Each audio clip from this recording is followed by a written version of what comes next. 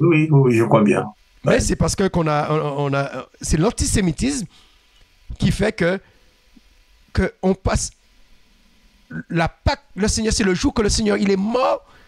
Nous cherchons un autre jour. Et il n'y a pas meilleur jour pour célébrer la mort du Seigneur que le jour de la Pâque. Parce que c'est le jour qu'on Mm, sacrifie l'agneau.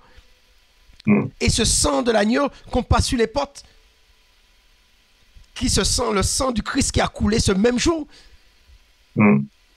hein, qui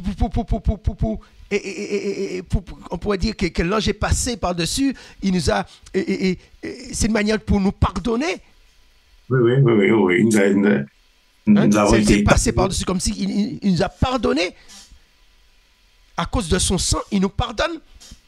Mm, mm. Mais ceux qui n'ont pas son sang, eh bien, voici le châtiment qui attend ceux qui n'ont pas son sang, ceux qui n'acceptent pas, ceux qui n'ont pas accepté le sang du Christ sur les portes de leur maison.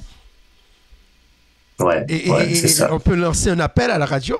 Eh bien, là que vous êtes, dans vos cœurs, vous pouvez demander au Seigneur eh bien, de mettre son sang sur votre cœur, qui est votre porte, Mm. afin que lorsque le jour que nous quitterons ce monde, eh bien, lorsque l'ange passera, il verra que nous avons le sang de Christ. Mm. Comme ça, il va Je marque. passer par-dessus. Il ne va pas nous frapper de la mort. C'est pourquoi Christ dit, celui qui croit en lui ne mourra jamais. Voilà, à la vie. Il a la vie éternelle. Mm. Parce qu'il a le sang de l'agneau, le sang pascal. C'est Christ notre nouvelle Pâque.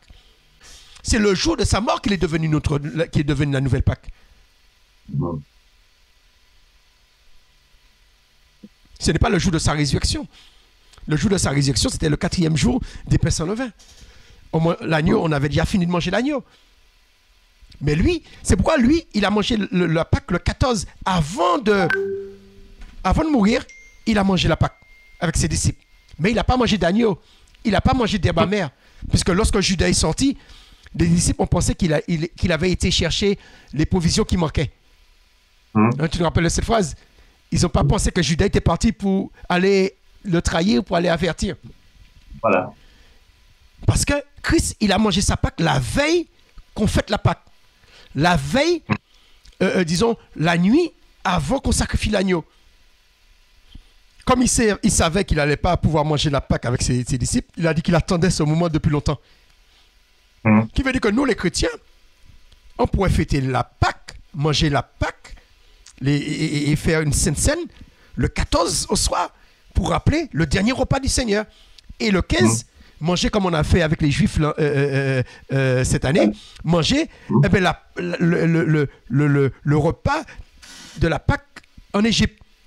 Qui veut dire que le Seigneur a mangé son dernier repas le 14 avec ses disciples et le 15, les Juifs, les Israélites ont mangé leur dernier repas en Égypte.